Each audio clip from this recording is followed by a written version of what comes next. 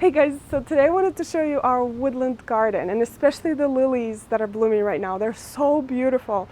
There are some other blooming plants here as well that I'm going to point out. And also I want to talk about some of the changes that are coming into this garden area. All right, as for the overview, this is our woodland garden and I made a number of paths here so I can get through the plants into our vegetable garden. It starts right where the arbor is. And right here under this pin oak, I planted a number of lilies over the years, and now they are so happy, you guys. And I get a lot of questions asked. How come are they growing in the shade? Well, these get about maybe 2 to 3 hours of sunlight, and they are Oriental variety lilies. If you choose to grow Asiatic varieties, they definitely need a lot more sun, a lot more light, but the Oriental and Orient pets do not, in my experience. And of course, it all depends on where you live. I do not stake these. I think I only staked those little ones, but these taller varieties are not staked. They're very sturdy, as you can see right here.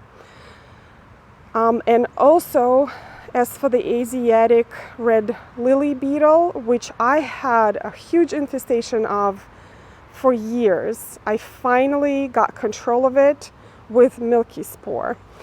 I used milky spore for the last 2 years, and it cut down the population tremendously and also cut down the population of my Japanese beetles, which is a great bonus. So right here I also have some oak leaf hydrangeas that I planted a couple of years ago. They're still babies, but I love those plants. I mean, look at those panicles, so beautiful. There are some double lilies right here. And right over there is our vegetable garden. Right here I have a Solomon seal together with dicentra or bleeding hearts. This is what our bleeding hearts start to do in about July time. They start to go dormant. If you live further up north, your bleeding hearts may stay above ground all season long, but right about now I would cut the foliage of these bleeding hearts right here. And the Solomon seal, of course, stays here all season long.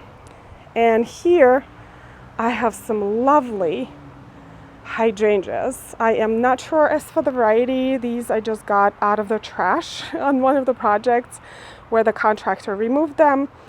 And I was interested. I said, hey, can I take them home? And he's like, sure.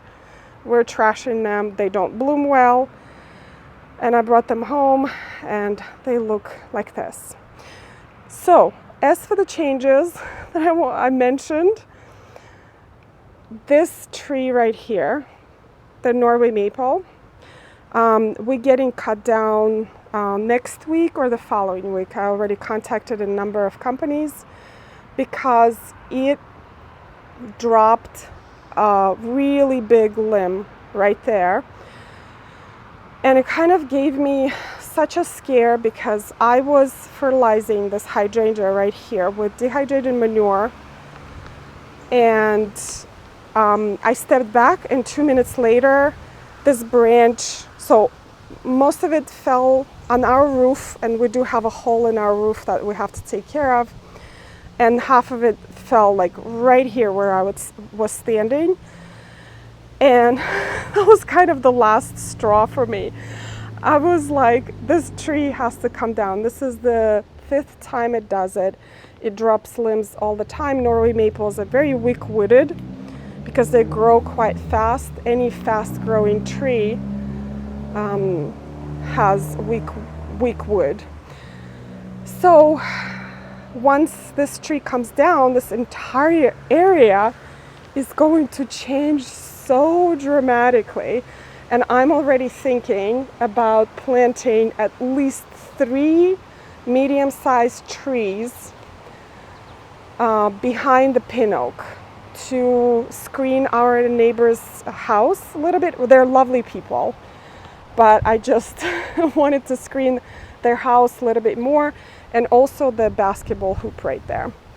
So I'm so excited. I just cannot wait for that tree to come down so I can start planting, reworking this area. Some of the plants will have to be moved because we will have a lot more sun here, which is not a bad thing. Most of the time it's a great thing for your flowers. So let me show you the vegetable garden. I'm actually going to go to the front yard and show you the garden from another angle. All right, I wanted to show you the vegetable garden from this angle. So once this tree comes down, this whole area is going to get so much more light. And also, I was having a lot of issues with root competition in my raised beds because of that tree. The roots just invade the raised beds and suck all the nutrients and moisture. Well, moisture is not that much of a problem because I have irrigation here, but nutrients for sure. So I had to add compost constantly and organic fertilizer, and still you could see my plants are so puny this year. So actually at some point I was thinking about adding maybe some raised beds that are taller, like about waist high raised beds that are easier in your back, obviously. But once this tree comes down, I think it will resolve a lot of these problems here. I will definitely keep you guys updated on all of these changes. Again, I'm very, very excited about that tree coming down because A, it's dangerous, and B, there's so many more possibilities for this space once that tree comes down. Alright guys, this is it for today. I will definitely keep you updated on all of the changes that will be happening in this area. I hope you enjoyed today's video, and I will see you in the next one. Thanks. Bye. I hope you enjoyed today. Alright. Ooh. Sweaty. And I will definitely keep you updated